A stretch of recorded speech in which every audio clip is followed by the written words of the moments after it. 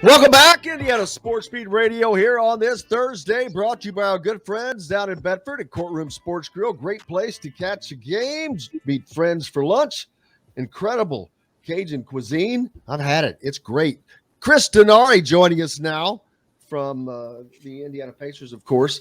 Chris, the big question has been, should the Pacers tank? Pacers tank. Pacers tank. Pacers tank because of how do you, I have to have his name in front of me. Wembanyama? Yeah, Victor Wembanyama. Victor, I mean, who was it that said, was it Pete that just put that up that Kravitz, our buddy Bob yesterday said, no more than 20 wins. I know that you're young and will have growing pains, but he sees more than 20. How about asking you guys? But tank. They've never been in that position. Last year they with getting Matherin, and man, if they were able to add that one more piece of, say, Wembanyama, yeah, I mean, a couple years, man, of rolling. Yeah, I mean, the issue in the NBA, it's not like the NFL. In the NFL, if you have the worst record in the league, you get the number one pick. You're guaranteed that. You are not guaranteed that in the NBA. What they did is they put a mechanism in a number of years ago to sort of prevent tanking, if you will.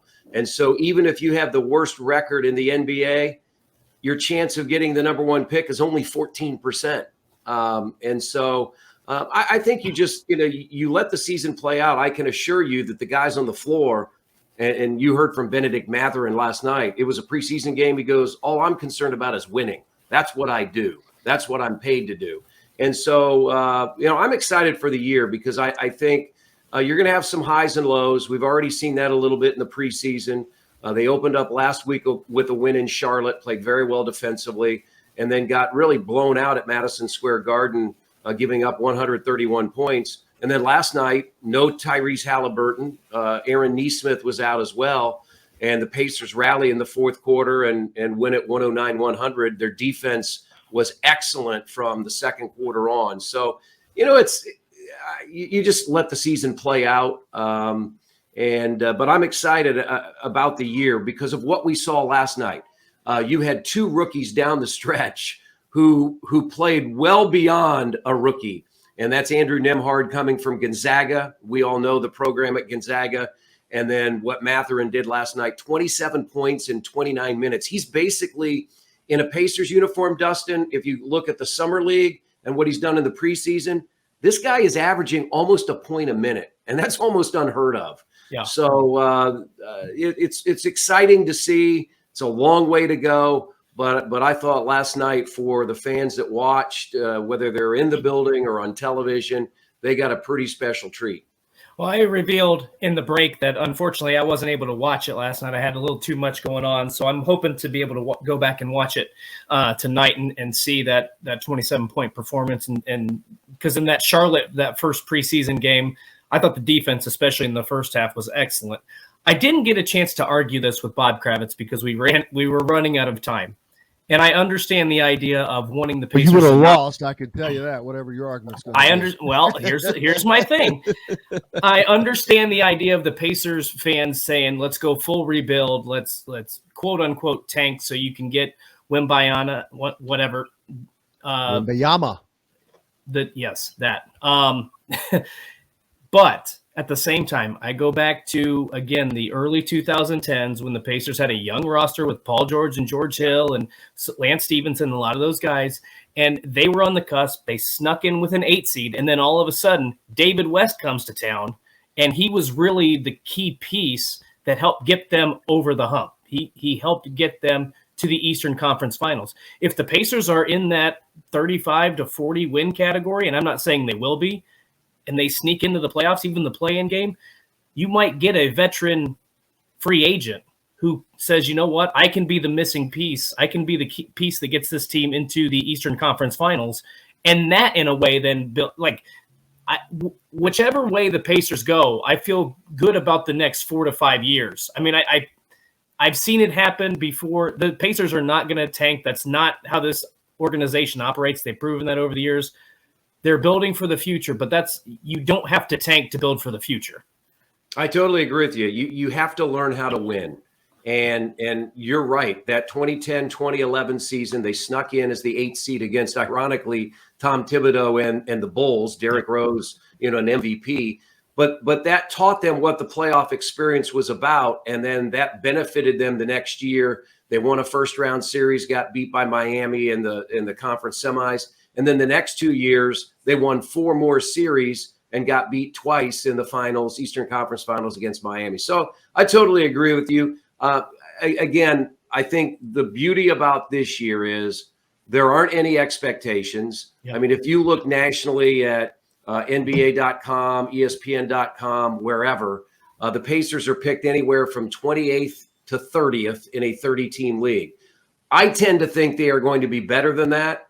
I tend to believe they are going to win some of the close games that they lost last year. So what that number ends up to be, I don't know. But all I know is they are building something.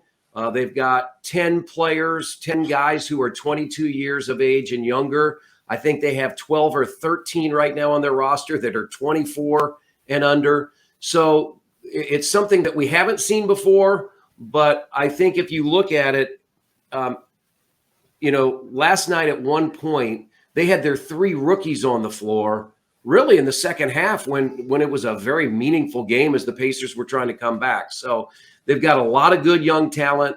There are going to be some bumps in the road because they're young. But I do think I think they have a chance to maybe win more games than people expect, just because I think they're going to be a little better in those situations than they were last year. And I just want to know from your perspective, I'm not trying to put you on the spot here, but just how much more exciting is this team to watch? I know it's been 3 preseason games and there's not always a lot to take from it, but the Pacers time, it was more kind of an inside, pound the ball, get it to Sabonis, Miles Turner. There wasn't a lot of high flying. There wasn't a ton of athleticism on the court. And it's just not how they play. That's not how the roster was built.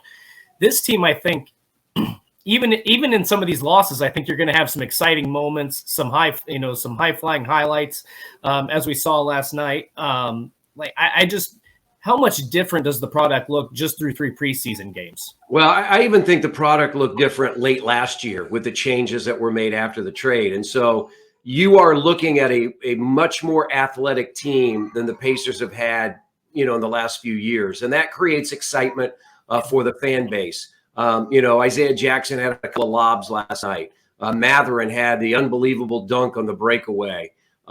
So you're going to see those types of things, I believe, on a regular basis that creates a lot of excitement for your fan base, whether they're in the building or watching on TV.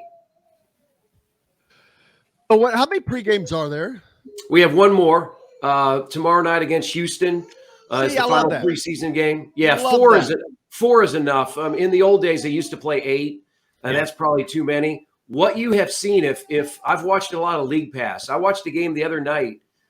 It was Memphis and Orlando. In Orlando, all the key guys are playing down the stretch. The crowd was into it. It felt like a regular season, and I think that's what the NBA has tried to accomplish through lessening the game load during the preseason. And as Rick Carlisle has said, look, we're not going to use the preseason to coast in the regular season. We've got to be ready day 1, game 1 of the regular season.